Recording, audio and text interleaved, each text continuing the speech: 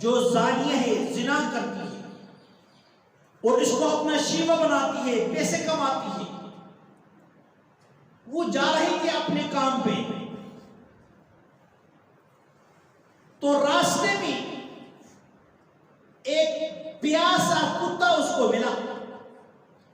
گرمی کی شدت کی وجہ سے اس کتے کو اتنی پیاس لگی ہے کہ پیاس کی وجہ سے وہ بے قرار ہے۔ اس عورت کو اس بیچارے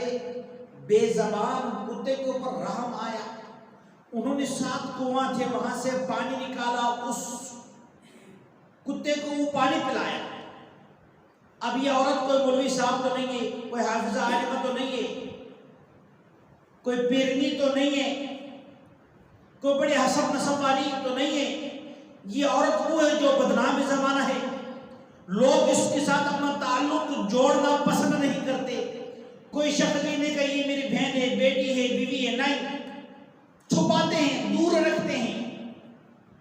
لیکن جب اس عورت نے اللہ کی ایک مخلوق جو بے زبان ہے اس پر رحم کھایا، اس کو پانی پلایا، پیاس کی شدت کی وجہ سے وہ مر رہا تھا کتا،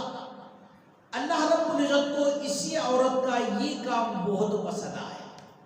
اور رب العالمین نے اسی کام کی وجہ سے اس زانیہ عورت کی مغفرت کر دی۔